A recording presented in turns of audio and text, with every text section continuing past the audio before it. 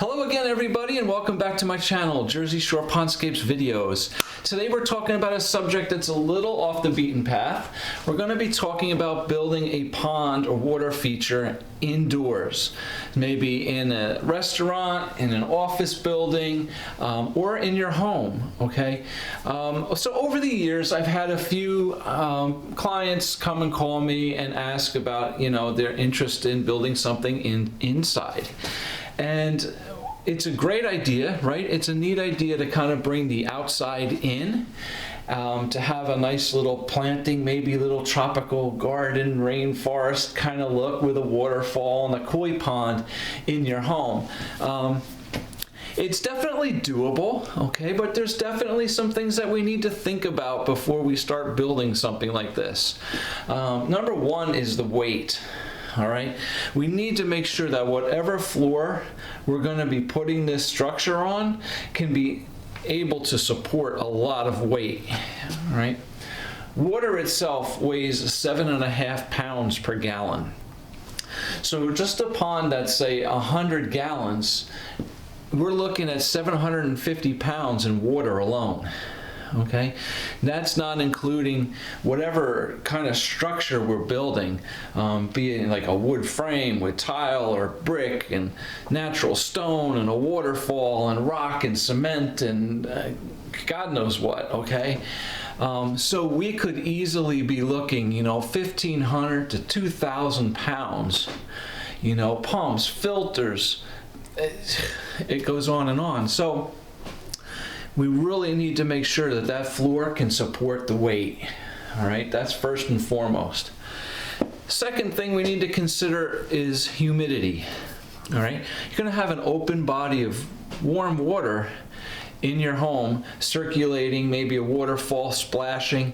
It's going to give off humidity. So we need to make sure that we have good ventilation, all right, in this area. It's a nice big open area. And not close to a window, preferably. I've seen windows next to ponds inside that in the winter especially, they get all full of condensation because the glass is cold from the cold weather outside in the winter, and then you have the warm body of water underneath it, and all this condensation builds up on the windows. And it's all dripping down on the woodwork, the window frame, the window sill, everything underneath it, and it can rot out all that window, wood in time. So be cautious of that, all right? And most importantly, when we design a water feature indoors, it's really crucial that we design a filter system along with it before we start construction. It's really important. This filter system is what's going to sustain this pond and keep it healthy and clean. So there's a few different ways of doing it inside as opposed to outside, okay? We need to be totally sealed, contained, dry, no drips, no leaks, right?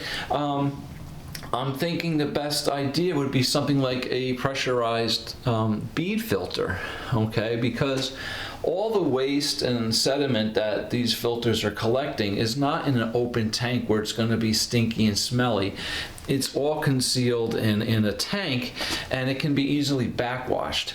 But we need to make sure that that backwash, that there's a pipe that exits outside somewhere, or maybe down a drain or something specifically to be able to clean that filter and backwash it, without making a mess. All right. So it might be a good idea that your pumps and filtration and UV lights are all in a separate area, right? Maybe a utility room, maybe an old closet, maybe in the basement. You don't want this stuff all sitting next to the pond, because who wants to see it, right? You're gonna have this cool water feature inside, and you don't want all the mechanical crap sitting next to it.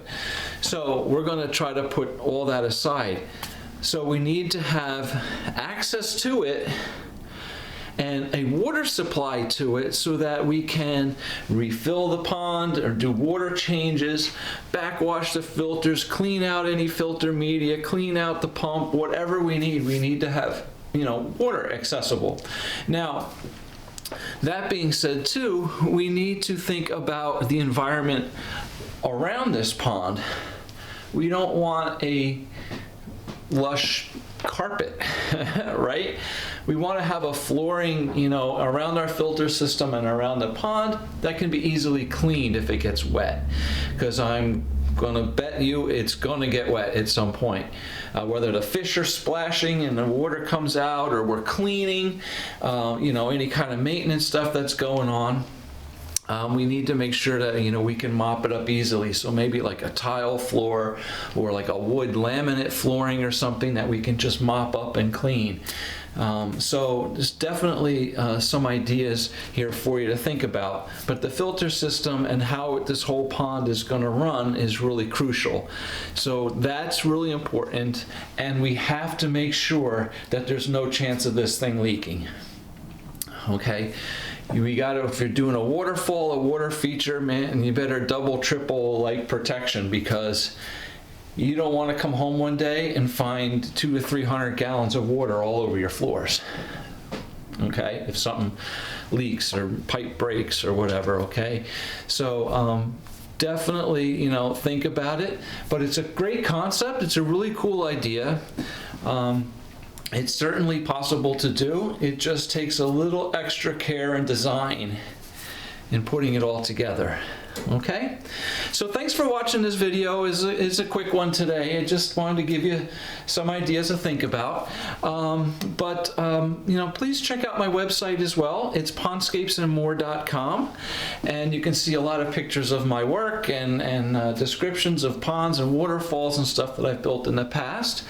And also, please subscribe to my channel or hit the like button. I really appreciate it. It helps me out a lot, and I can continue to keep making videos for you. All right, so thank you for checking things out. We'll see you again soon. Take care.